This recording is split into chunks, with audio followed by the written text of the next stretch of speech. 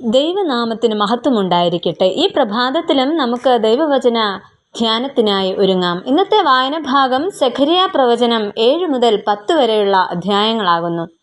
ഇന്നത്തെ കുറിവാക്യം വിശുദ്ധ യോഹന്നാൻ എഴുതിയ സുവിശേഷം 19-ാം അധ്യായം 25-ാം വാക്യം.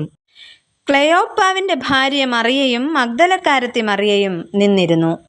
യഹൂദർക്ക് വളരെ പ്രിയങ്കരമായ ഒരു പേരായിരുന്നു മറിയ എന്നത്.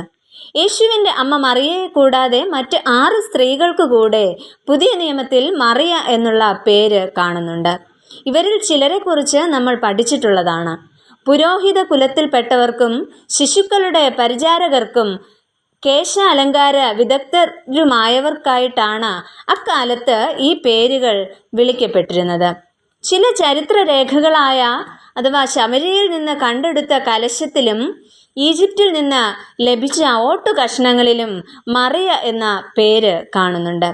എന്നാൽ ഇന്ന് നാം മനസ്സിലാക്കുവാനായിട്ട് പോകുന്നത് ക്ലെയോപ്പാവിന്റെ ഭാര്യ മറിയയെക്കുറിച്ചാണ്. വിശുദ്ധ യോഹന്നാൻ എഴുതിയ സുവിശേഷം 19-ാം അധ്യായം 25-ാം വാക്യത്തിലാണ്, നമ്മൾ കുറിവാക്യമായി വായിച്ച വാക്യത്തിലാണ് ക്ലെയോപ്പാവിന്റെ ഭാര്യയായ മറിയയുടെ പേര് പരാമർശിക്കുന്നത്. എന്നാൽ മറ്റ് വിവരങ്ങളൊന്നും തന്നെ ഈ മറിയയെക്കുറിച്ച് നമുക്ക് ലഭിക്കുന്നതുമില്ല. എന്നാൽ യേശുവിനെ ക്രൂശോളം പിൻഗമിക്കണമെങ്കിൽ മറിയ യേശു കർത്താവിൻ്റെ ഒരു ശിഷ്യയോ അടുത്ത ചാർച്ചക്കാരിയോ ആയിരുന്നിരിക്കണം. ക്രിസ്തു കേന്ദ്രീകൃതമായ ജീവിതം നയിക്കുന്ന ഒരു മറിയയെയാണ് നമുക്കിവിടെ കാണുവാനായിട്ട് സാധിക്കുന്നത്. ക്രിസ്തു ജീവിതത്തിലേക്ക് വന്നു കഴിഞ്ഞാൽ ഭയം, നിരാശ ഇവയെല്ലാം മാറും. പ്രതിസന്ധികളിൽ മറിയയെപ്പോലെ ധൈര്യം നേടുവാനായിട്ട് നമുക്ക് സാധിക്കും.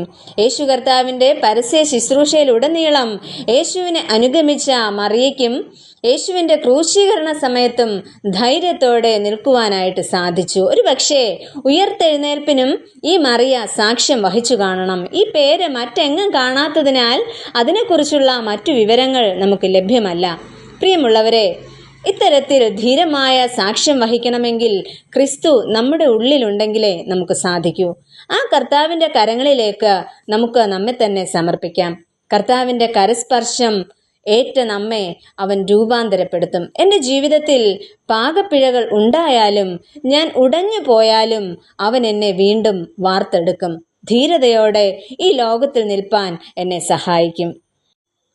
കുശവൻ കുഴച്ചതാം മണ്ണാണു ഞാൻ, കുടമോ കൂജയോ തന്നിശ്ചയം.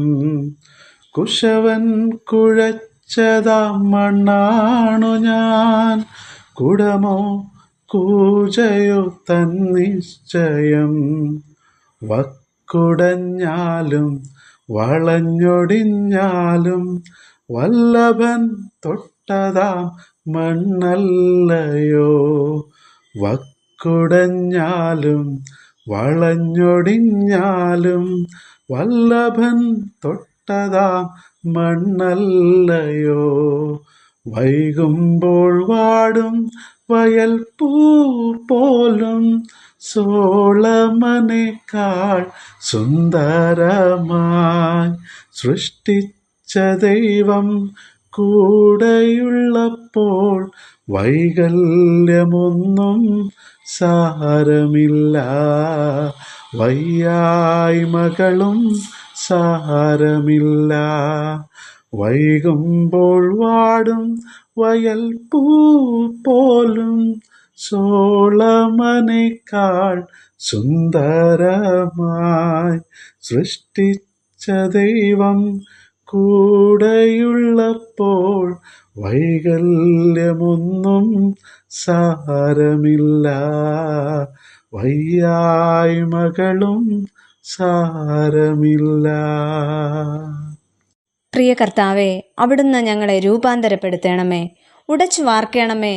ധീരതയോടെ അവിടുത്തെ സാക്ഷ്യം വഹിക്കുവാൻ സഹായിക്കണമേ. യേശു ക്രിസ്തുവിൻ നാമത്തിൽ തന്നെ ആമേൻ.